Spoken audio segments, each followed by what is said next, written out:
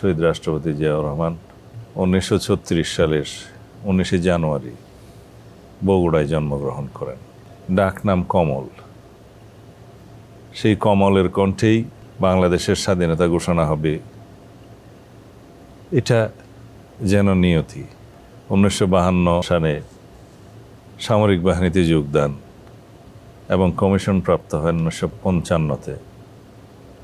তারপরে 69-70-এর দিকে তিনি ইস্ট বেঙ্গল রেজিমেন্টে মেজর হিসেবে এখানে আসেন। তারপরে 70-এর নির্বাচনের পরে LFOর ফ্রেমওয়ার্কে পূর্ব পাকিস্তানের এই অংশে যখন পাকিস্তানের শাসক গোষ্ঠী পার্লামেন্ট বসতে দিল না, ক্ষমতা হস্তান্তর করতে গড়িমসি করছিল এবং এক পর্যায়ে ষড়যন্ত্রের মাধ্যমে তৎকালীন কেন্দ্রীয় পাকিস্তানের যে জাতীয় সংসদের অধিবেশন অনির্ধারিত সময়ের জন্য নিশ্চিত হয়ে গেল। সাধারণ জনগণ বুঝতে পেরেছিল তারা গণতন্ত্র দিবে না। সামরিক বাহিনীর অফিসাররা তখন তাদের সেই উদ্বেগের কথা তৎকালীন রাজনৈতিক নেতৃত্বকে জানিয়েছিলেন। তারা সেটা আমলে নেননি। ঠিক 25শে মার্চ কালো রাতে রাজারবাগ পুলিশ লাইনে হামলা, ম্যাসাকারের মধ্য দিয়ে এই যে গণহত্যা শুরু হলো, তখনই তৎকালীন মেজর জিয়া, শহীদ রাষ্ট্রপতি জিয়াউর রহমান, তার সাহসী কণ্ঠস্বর উচ্চারিত হলো। তিনি সোয়াত জাহাজ থেকে অস্ত্র খালাসের জন্য প্রেরিত হয়েছিলেন তার কমান্ডার জানজুয়া, লেফটেন্যান্ট কর্নেল জানজুয়ার নির্দেশে। প্রতিমধ্যে তিনি খবর পেলেন যে রাজারবাগে ম্যাসাকার শুরু হয়েছে। ওখান থেকেই তিনি ওই রিভল্ট ঘোষণা দিয়ে তার স্টেশনে ফিরে আসলেন এবং তার অধীনস্থ সামরিক কর্মকর্তাদেরকে নির্দেশ দিলেন। তার ঊর্ধ্বতন সামরিক কর্মকর্তা জানজুয়াকে গ্রেফতার করলেন, হত্যা করা হলো, অন্যান্য পাকিস্তানের সামরিক কর্মকর্তাদেরকে গ্রেফতার করা হলো। এটা বাংলাদেশের স্বাধীনতার দিবস হিসাবে 26 তারিখ কেন বলা হয়? এই কারণে যে 25 তারিখ দিনগত রাত 2টা থেকে 2:30টার সময় রিভল্ট ঘোষণাটা করে আমরা বাংলাদেশের স্বাধীনতা ঘোষণা করলাম, এই শব্দ উচ্চারিত হয়েছে। তার অধীনস্থ সামরিক কর্মকর্তা তাদেরকে সংগঠিত করে নির্দেশনা দিলেন। 27 তারিখ তিনি কালুরঘাট বেতার কেন্দ্র থেকে স্বাধীনতার ঘোষণা করলেন।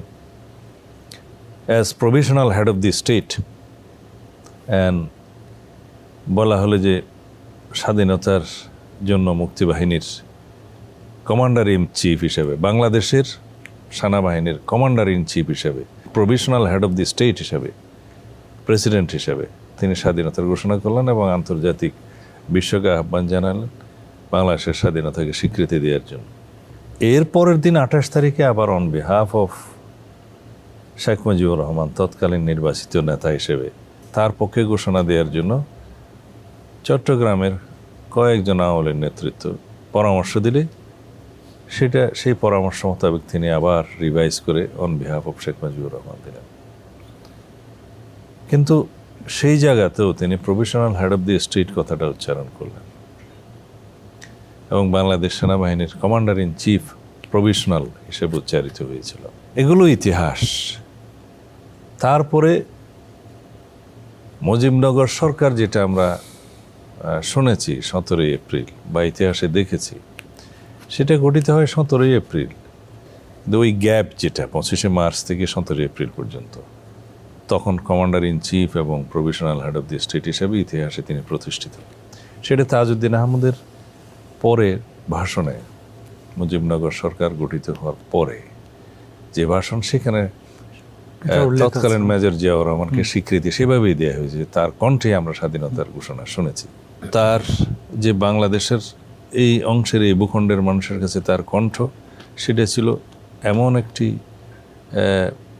বাণী, যে ঘোষণা, যেটা এই জাতিকে তখন এটা দিশাহীন অবস্থা থেকে দিশা দেখিয়েছিলেন, পথ দেখিয়েছিলেন।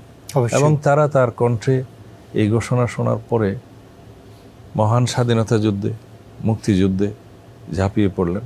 পরে সংগঠিত হয়েছে, সেক্টর কমান্ডার গঠিত হয়েছে, তিনি বাংলাদেশে 1 নম্বর সেক্টর কমান্ডার হিসেবে দায়িত্ব পেয়েছেন। পরবর্তীতে অবশ্যই 11 নম্বর সেক্টর কমান্ডার হিসেবে তিনি যুদ্ধ করেছেন সম্মুখ সমরে। এক পর্যায়ে জেড ফোর্স, তার নামের আদ্যক্ষর হিসেবে জেড ফোর্স গঠিত হয়। ওখানে ছাত্র, যুবক এবং সেনাবাহিনীর মিশ্রণে সেই জেড ফোর্স বাংলাদেশের সর্বোচ্চ পদকপ্রাপ্ত জেড ফোর্স।